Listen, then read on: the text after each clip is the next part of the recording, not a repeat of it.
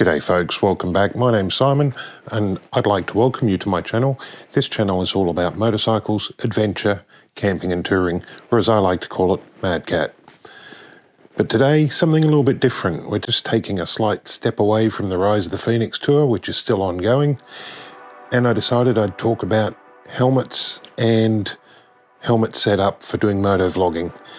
I have gone through several generations of this and I've managed to get a lot better with the equipment that I've been using and to try and make the sound quality as good and clear as possible for you guys when I'm out there on the bike.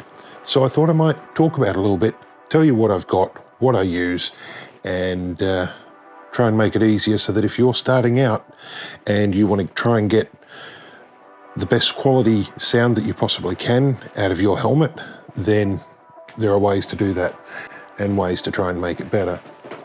So first and foremost, I'll mention the camera that I use for my helmet setup, and it's already mounted on. It's got a mount that goes onto the helmet, but all that aside, this is a GoPro Hero 5 Black, and at the moment I've got a lens thing onto it which has a UV filter on it, and the whole idea of the UV filter is to just remove a little bit of the glare when I'm out riding in the daytime. But I can also put on, like polarizing filters or ND filters and that sort of thing straight onto that as well. I'm also using the GoPro standard plastic case for it to mount it on, because this is a lot smaller and a lot lighter than what I was using before the Rise of the Phoenix tour, and that's this camera case here. And the problem with this camera case is, albeit that it is really, really good, it's like this is aluminium, it's really strong, but it does add a lot of extra size and weight onto the camera, which means that that's swinging off the front of your helmet all the time. And when you're on a really long ride, having something swinging off the front of your helmet all day gets very tiring on the neck muscles. So I thought I would change that over for the GoPro one that came with the camera when I bought it. And it does remove, a little bit of weight. I've also got a multi-elbow bracket that mounts onto the helmet, and this means that I can keep adjusting the camera to get the angle right, to get the angle of the camera right for when you're on the helmet. And this one here is an aluminium one, but I'm also using the GoPro plastic mount to clip it onto the helmet.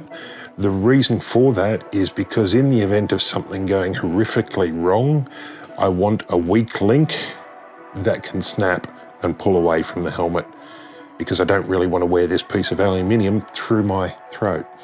So I want a weak link to be able to have the camera come off. Then moving on to the rest of things. So on the bottom of that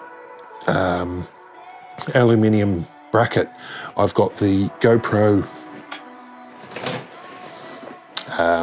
sound adapter thing, that thing that we all complain about how much it costs. So it's the 3.5mm mic adapter, and this is my spare one. I bought a spare one because I'm kind of worried that one day it's just not going to work, because I have had some issues with that one, and I've got a whole heap of footage that is just lots of no sound. So, I can keep a spare one, which is useful. Then inside the helmet, I've obviously got a microphone. So I tried various different options with it. And one of those options was to use an audio recorder. So this is my Tascam digital audio recorder. Now these are really, really good little items. This is the DR05X with its dead cat on top. It's so fluffy and nice. It's a stereo audio recorder. These are non-adjustable, so it's picking up from that direction. You can also plug in a lapel mic or a lavalier mic into it. But the problem with this was that when I started off on the Rise of the Phoenix tour, I started off, I think on the first day, where I recorded the audio on this. But the problem that I found is because I'm getting the video and chopping it up into little segments instead of one continuous long run, getting the audio and chopping it up into little matching segments adds hours and hours of extra work that, to be honest, I don't really have time for. You know, as much as I wanted the high quality audio out of it, doing the extra work to get that audio just right, it's so soft. But unfortunately, for day-to-day use, just for out there moto vlogging, for your average thing, this is really annoying. I mean, it's good if I want to record in the rain, I can still do that because this just has a cable going up into my helmet, and I can put this into a waterproof pocket on my jacket, and that works just fine. However, for day-to-day use, it's too much extra work. And as I don't have a video editing team, I have to do everything myself. That extra work isn't something that I can do right now. So going into the inside of the helmet is a lavalier mic. Now this is a Rode lavalier mic. This is with its little foam wind filter on it. But if you take that off, that's an absolutely tiny little microphone that you can tuck away inside of foam pads if you wish to do so. Anyway, so they're really small, easy to tuck away. The only real problem with it is there is quite a bit of cable that comes with it, and you've got to coil that up and tuck that away somewhere inside your mic, inside your helmet. So this is my Scorpion helmet that I used through the entire Rise of the Phoenix tour. And at the moment, it's got all of the internal liners out of it. And what you can see, the problem with having a modular helmet is that because the chin bar lifts up all the time, you've got to keep unplugging the microphone every time you want to open up the helmet. And of course, then your camera is sticking straight up in the air. So that added to extra wear inside the audio adapter for the GoPro, which is why I've now got the spare. So it's good, but you know, now there is a possibility that what I could have done was up inside around the chin curtain here, I could have coiled up all of the microphone cable, mounted the microphone in there permanently, and just had it coming out and plugged into the GoPro. Now that's fine, I could do that, but things right in front of your mouth all the time, like the fluffy dead cat, tickling your lips and stuff all the time, gets a little bit annoying. But this helmet is now my secondary helmet. It's a really good helmet, but the reason why I've got everything out of it at the moment is because I do want to go and wash everything, because this helmet did the entire Rise of the Phoenix tour, got rained on, rained in, sweated on, sweated in, pretty much everything. So then we move on to the other helmet option, which is the one that is now my permanent proper helmet. And I say proper because while those other helmets are proper, the Scorpion is ECE rated, DOT approved. So this is actually, you know, this is a proper helmet, but it's still not quiet enough, and I don't like that noise. Modular helmets do tend to have more noise around them because they've got all of the hinge mechanisms here and extra places where there's no ability to put any sound deadening in them. But this is a really good helmet, and for the right budget too.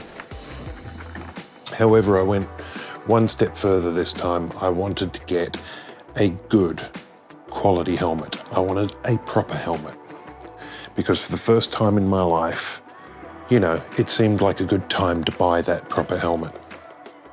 So I present to you the latest iteration. As you see, it's already all stickered up. This is the Climb Krios Pro helmet. And this is a lovely, lovely helmet. And I will put up a full review about it later on. What I've found is that this helmet has a lot less wind noise inside of it, which makes for much better audio for motovlogging. As you can see, it's already got the mount on it now for the GoPro. It's already got the Cardo Pack Talk Black mounted on it. However, I haven't got the sticky mount on there at the moment because I need to go and get some really good double-sided tape to mount it on there. So at the moment it's just got the clip-in one, and it has to be further back than what I want it because it's the only place it can slide up inside the helmet. This helmet is really good with sound, a lot better than the other two helmets. In fact, my opinion of it is that the wind noise that you get at 80 kilometers an hour in the Scorpion or 70 kilometers an hour in the LS2 is equivalent to 120 to 140 kilometers an hour in this helmet. Not that I'm advocating speeding, boys and girls. This helmet is a lot more soundproof simply by its construction, because it doesn't have the hinges for a modular system on it, which of course make a difference, but also because it's been designed to be more soundproof with its Coroid interior and all that sort of stuff. But I thought I'd show you the way the setup is in this helmet for the GoPros. So of course, with the mount on the side here to mount the GoPro on it, I've also got a, what do they call this? It's a keeper or whatever, so that you can't lose the GoPro. And it's actually going to be mounted on here somewhere. I've just got to work out where, probably about here, because I can then loop the coil around it, the cord around the camera itself. So if that does come off, then the camera will just fall down, which is fine. And then what I've got is underneath the chin curtain, I've got the wire tucked in for the camera mic, and then I can just tuck it behind the chin cushion here when I'm not using the camera, because there are times when I just want to put the helmet on and shoot down to the shops without mounting cameras and stuff all over it. Inside the helmet, and this is going to be the fun part, let's bring a little light over here. Inside the helmet, just up in here, you can see the dead cat for the microphone. So the dead cat and the microphone is mounted just in front of the air vents, which come in from here.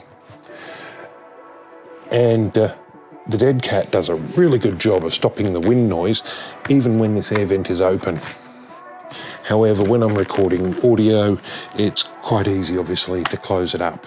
It's got another air vent up the top here, which gets you plenty of airflow across the top of your head to keep you from sweating. And what I've managed to do is to coil up all the excess cable from the microphone and put it behind the cheek pad here. And because the cheek pad sticks on with Velcro, it can still stick on around the coiled up cable, meaning that it sticks on there quite easily without a problem. And then when I want to go out and go for a ride and do some moto vlogging, it's quite simple. Get the camera, click it on, get the microphone cable and plug it in,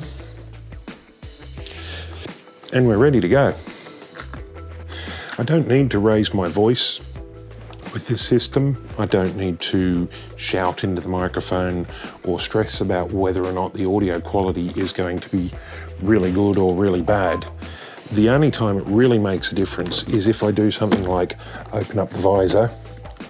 But if you want to get really good quality audio, you don't have to spend a fortune on really awesome microphones.